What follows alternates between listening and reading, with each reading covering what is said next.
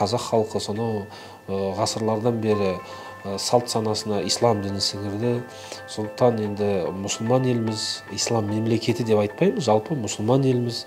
Біздің ислам салт санамызға, дәстүрімізге сіңген, оны біздің тарихи жадымыз куә болған жыр дастандар, үлкен зиялы қауымдар, әрі де Әл-Фарабилер, бері де Абай Шәкәрімдердің еңбектерінен, өлең жолдарынан біз осы исламның көрінісін, ислам дінінің құндылықтарын көреміз. Барлық дін өкілдеріне, барлық бағыт өкілдеріне ортақ құндылықтар бар.